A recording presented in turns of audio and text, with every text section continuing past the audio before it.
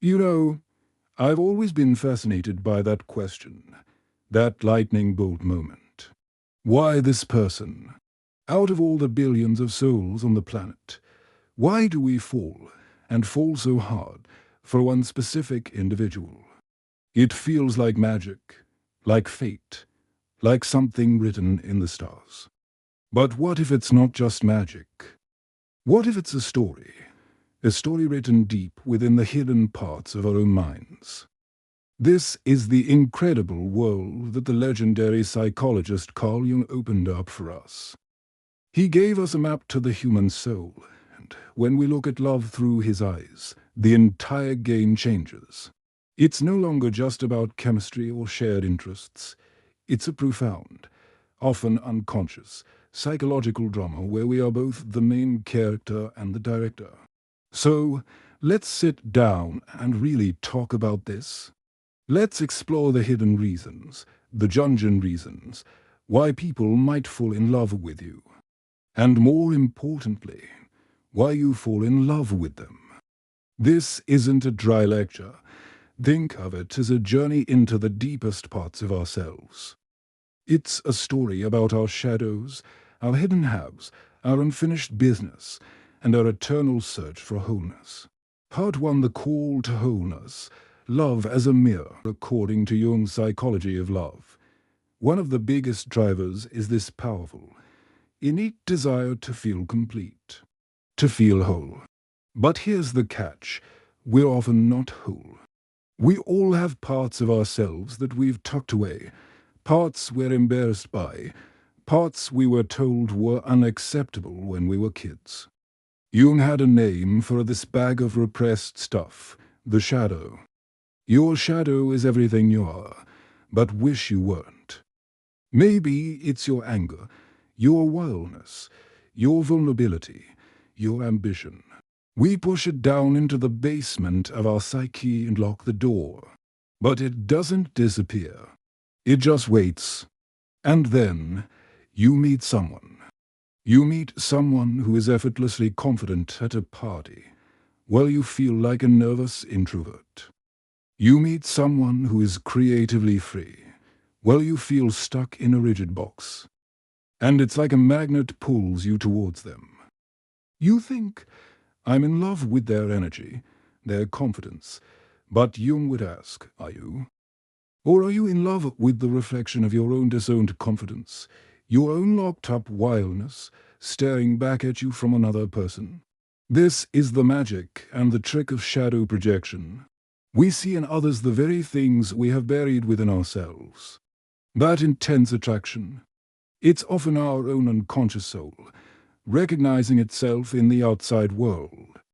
So, when an introvert falls for an extravagant extrovert, it's not just about opposites attracting. It's a love story between the introvert and their own suppressed social butterfly. It's an admiration, a longing, for a part of themselves that they haven't dared to set free. In a way, this kind of love is beautiful. It's a striving for a self-improvement, a psychic nudge toward becoming a more integrated person. But here's where the story gets complicated. This projection is a powerful illusion. In the beginning, it's pure magic.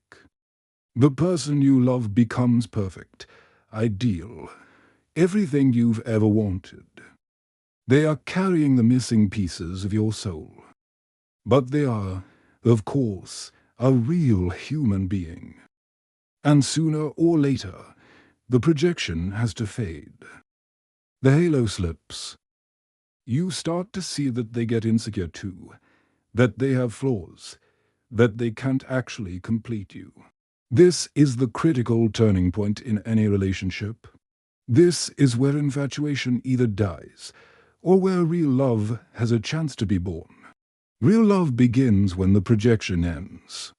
When you stop asking your partner to be the carrier of your shadow and start seeing them and loving them for who they truly are, a separate, imperfect, beautiful human being. So, one reason someone might fall for you is that you, perhaps without even knowing it, embody a quality they need to reclaim within themselves. You are a living, breathing reminder of their own potential for wholeness. Part 2. The Inner Lover, Anima and Animus. Now, let's go even deeper into Jung's theory of the unconscious. He introduced what might be his most fascinating concepts for understanding love, the anima and the animus. Jung believed that each of us is psychologically bisexual. Now, he didn't mean this in a purely sexual sense. He meant that every man carries within his unconscious a feminine dimension, the inner woman, which he called the anima, and every woman carries within her unconscious a masculine dimension, an inner man, called the animus. This isn't about gender roles, it's about fundamental energies. The anima represents the feminine aspects of a man's psyche, intuition, emotion, nurturing, the capacity for relationship. The animus represents the masculine aspects of a woman's psyche, logic, assertiveness, principle, the capacity for action. And here's the kicker. We spend our lives searching for our anima or animus out there in the world. We project this inner image onto real people. So, when a man falls in love, he's often not just falling for the woman in front of him. He's falling for the match she has to the unconscious image of his anima. Where does this inner image come from? Largely from his early experiences with the most significant feminine figure in his life, his mother. If a man had a warm, nurturing mother, his anima might be shaped to value those qualities. He'll likely be drawn to women who are caring and compassionate. But if his mother was distant or critical, his anima might be shaped by that unresolved dynamic. He might find himself unconsciously attracted to women who are emotionally unavailable, forever trying to heal that old childhood wound through his adult relationships. He's not seeking a partner, he's seeking a resolution. The same goes for a woman and her animus, which is often shaped by her father or early male influences. A woman with a strong, protective father might seek those qualities in a man. A woman with an absent father might find herself drawn to men who are distant, trying to win the love she never felt from her dad. This is why people often have a type. It's not a conscious choice. It's the anima or animus calling the shots from the basement of the psyche, saying, yes, this one feels familiar. This one matches the blueprint. But again, this is a projection. It's another layer of illusion. We idealize the other person, attributing to them a magic and a perfection they don't truly possess.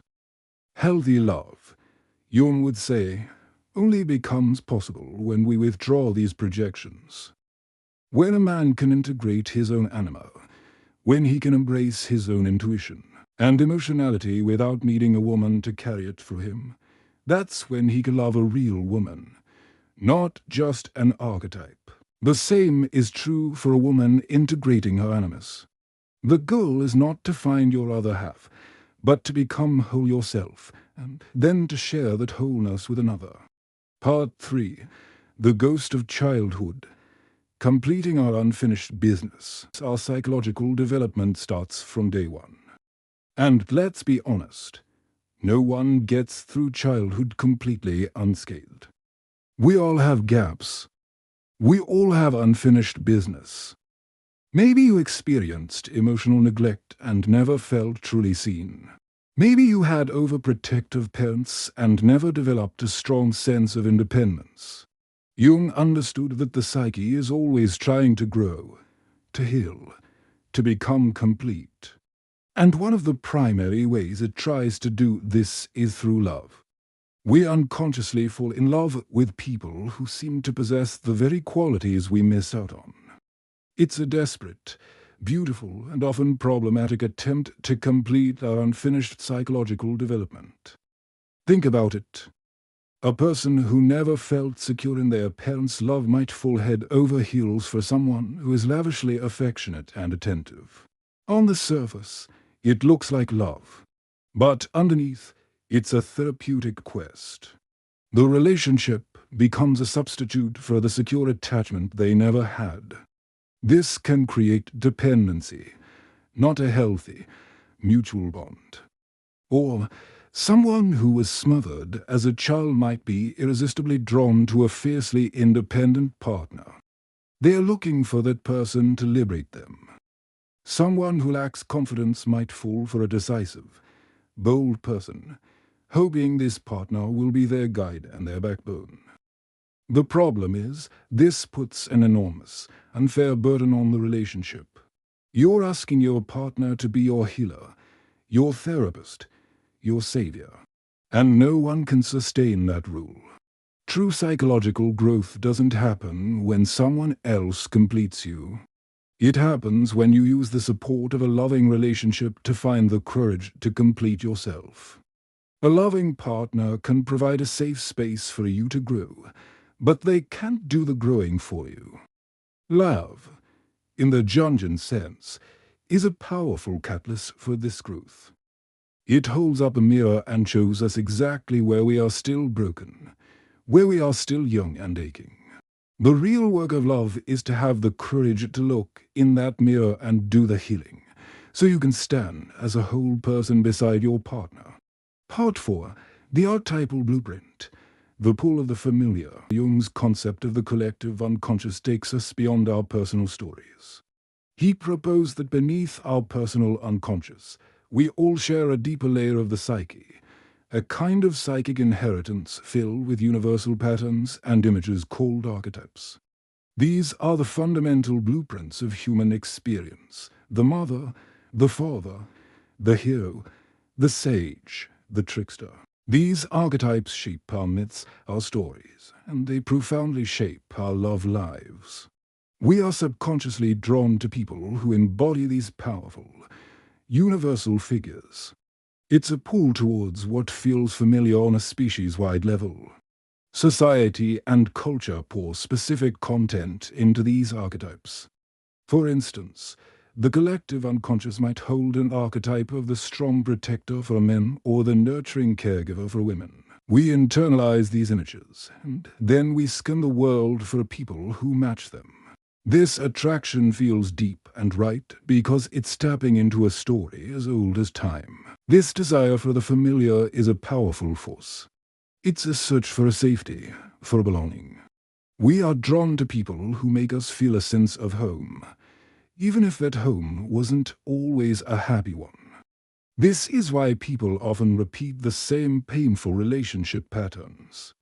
The psyche is trying to resolve an old, familiar wound by recreating it. It's like the mind says, this situation is terrible, but it's known. I know how to navigate this pain. The unknown is even scarier. So, the attraction to the familiar can be a double-edged sword. It can provide a sense of deep connection, but it can also keep us stuck in cycles of idealization, projection, and disappointment. The key, as always with Jung, is awareness. When we can recognize that our powerful attraction to someone might be because they fit an archetypal mold or feel familiar from our past, we gain a choice. We can ask, am I loving this real person, or am I in love with an ancient story I'm projecting onto them? Bringing it all together, from illusion to real love. So, let's circle back. Why do people fall in love with you? According to Carl Jung's depth psychology, it's a complex tapestry woven from your reflection of their shadow. You show them a part of themselves they need to reclaim. You are matched to their anima, animus. You resonate with their inner image of the opposite sex. Your promise of completion, you seem to fill a gap left by their unfinished childhood development. Your archetypal familiarity, you feel like home on a deep, collective level. But the ultimate goal of understanding this isn't to become cynical. It's to move from a love based on unconscious projection to a love based on conscious connection. Real love begins when we have the courage to withdraw our projections, to see our partners in their glorious imperfection, and to take responsibility for our own wholeness. It's a journey from looking for someone to complete you, to becoming a complete person capable of sharing a truly authentic life with another. That's the transformative power of love from a Jungian perspective. It's not just a feeling. It's the greatest catalyst for psychological and spiritual growth we will ever encounter. So, what do you think? After hearing all this, does it resonate with your own experiences? Do you think our attractions are more shaped by our inner psychology or by external factors and pure chance? I'd love to hear your stories and thoughts in the comments below. Let's get a real conversation going. If this journey into the psychology of love sparked something in you, don't forget to subscribe to the channel and like this video. Your engagement helps us create more content that explores the depths of the human experience. Thanks for listening.